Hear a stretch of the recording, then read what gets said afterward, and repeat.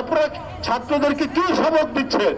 তাদেরকে তো আরেকটা ফ্যাসিবাদের দিকে অথবা ডিক্টেটরশিপের দিকে আপনারা প্রলোভন দেখাচ্ছেন।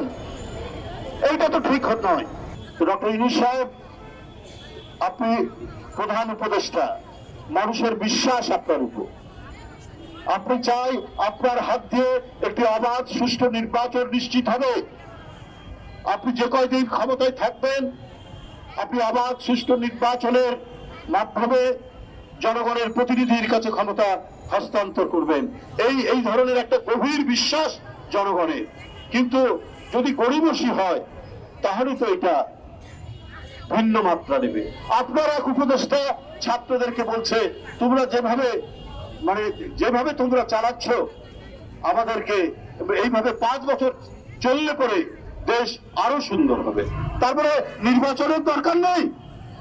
গণতন্ত্রের যে নিশ্চয়তাগুলো আছে, আপনার আইনের শাসন, ন্যায় বিচার, আদালতের ন্যায় বিচার এবং সংবাদপত্রের স্বাধীনতা, এগুলো তো গণতন্ত্রের উপাদান। এই গণতন্ত্রের উপাদানগুলো কি ধ্বংস হয়ে যাবে? আমি সেই উপদেষ্টার কাছে বলতে চাই, তো এটার জন্যই তো নয়। জুলাই আগস্টের যে আন্দোলন, চূড়ান্ত আন্দোলন, এটা তো 15 বছরের যে গণতন্ত্রগামী রাজনৈতিক দল বিএনপির নেতৃত্বে যে আন্দোলন করেছেন, তার তো চূড়ান্ত বহিঃপ্রকাশ। এটাকে আপনারা বিভাজন করছেন কেন? এই 15 বছরের মধ্যে ইলিয়াস নেই, সুমন নেই, চৌধুরী আলম নেই, অদৃশ্য করা হয়েছে। এদেরকে কেন করা হয়েছে?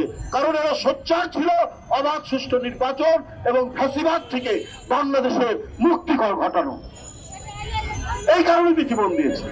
সেই জীবনের একটা চূড়ান্ত বহিঃপ্রকাশ দেখলাম। শিশু, তরুণ, কিশোররা জুলাই আগস্টে তারা জীবন দিয়ে শেখ হাসিনাকে বিতরণ করেছে।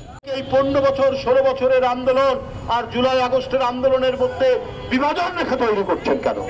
এটা তো সব রক্তস্রোত একই সমুদ্রের মোহনায় গিয়ে মিলিত হয়েছে এবং তার এই মোহনার এই মিলিত স্রোতেই শেখ হাসিনা আজকে পালিয়ে গেছে। আপনাদেরকে বলবো যে আপনারা যে কদিন আছেন মানুষের কল্যাণের জন্য কাজ করুন। এখনো তো আপনার মিনিকেট চালের কেজি 85 টাকা, এইদিকে আপনারা নজর দিন। আপনারা ছাত্রদেরকে কি সবক দিচ্ছেন? তাদেরকে তো আরেকটা ফ্যাসিবাদের দিকে অথবা ডিক্টেটরশিপের দিকে আপনারা প্রলোভন দেখাচ্ছেন। এইটা তো ঠিক নয়।